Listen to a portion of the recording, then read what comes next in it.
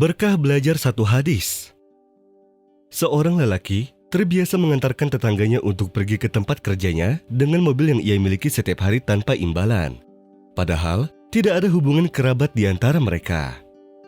Tetangga itu pun bertanya, "Apakah kamu selalu melakukan ini dengan setiap orang yang kamu jumpai di jalan, sedang kamu juga pergi untuk bekerja?"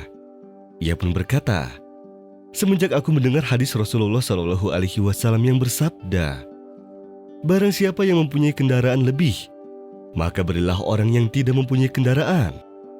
Aku pun berkata pada diriku sendiri bahwa aku akan menjadikannya pintu dari beberapa pintu kebaikan. Sudah beberapa tahun aku terbiasa dengan ini, dan aku memberitahu berkah dari hal ini.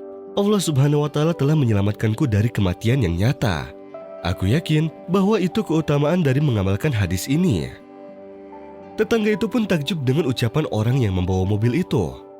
Setelah itu, ia pun dibukakan pintu hatinya oleh Allah Subhanahu wa Ta'ala, lalu ia pun membeli mobil dan mulai terbiasa untuk mengantarkan seseorang perempuan tua yang menjual keju di jalanan setiap hari.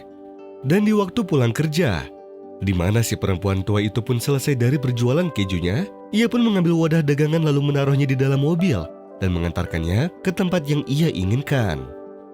Kemudian suatu waktu si lelaki itu pun tertimpa krisis besar yang hampir menghancurkan hidupnya, di mana ia meminjamkan kerabatnya uang dengan jumlah yang besar. Karenanya ia pun juga harus meminjam uang dari temannya untuk menutupi uangnya yang telah dia pinjam di waktu yang sama. Ketika tiba waktu pengembalian uangnya, sudah seminggu ia menunggu kerabatnya untuk mengembalikan uangnya agar ia dapat mengembalikan uang yang ia pinjam kepada temannya. Tetapi kerabatnya justru malah menghilang. Ia pun mendengar kabar bahwa kerabatnya pergi bersama keluarganya ke negara lain. Seiring berjalannya hari, ia pun sampai tidak makan dan tidak bisa tidur dengan nyenyak. Bahkan ia tidak berbicara seperti biasanya pada keluarga di rumahnya.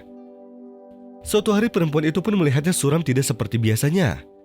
Lalu sang perempuan tua itu bertanya tentang apa yang terjadi padanya. Ia pun menjawab, "Aku punya masalah besar wahai ibu. Apabila masalahku tidak terselesaikan hari ini, maka aku akan menghilang." Kemudian perempuan tua itu pun maju ke depan dan melihat dari kaca mobil depan ke langit dan berdoa, "Ya Allah, lapangkanlah masalahnya hari ini."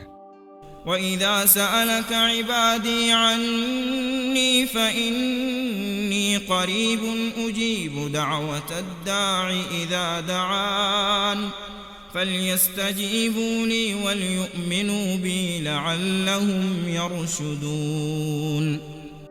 Sang pemuda pun bergetar dengan kejadian ini, dan ia pun berkata padanya, "Bagaimana kamu bisa berbicara dengan Allah Subhanahu wa Ta'ala seperti ini?" Maka hatinya pun mulai terbuka dan langsung melupakan apa yang ia resahkan, serta apa yang membuatnya sedih, dan ia pun kembali ke rumah dengan tersenyum serta bergurau dengan istrinya. Sehingga istrinya pun bertanya, "Apakah ada kabar yang baik?" Lalu ia pun menjawab, "Tidak, tetapi aku yakin bahwa Allah Subhanahu wa Ta'ala tidak akan mengecewakanku." Setelah sholat isya di masjid dan ingin keluar, dirinya dikejutkan di dalam masjid oleh kerabatnya yang berhutang sambil tersenyum dan meminta maaf padanya atas keterlambatannya. Dan ketika keluar bersama, ia pun membayar hutangnya dengan jumlah yang sesuai dan menjelaskan padanya sebab keterlambatannya 1 minggu lebih dari waktu pengembaliannya. Lalu ia pun tersenyum dan melihat ke langit seraya berkata, "Ini adalah berkah dari belajar satu hadis dan mengamalkannya, serta mengajarkannya pada yang lain.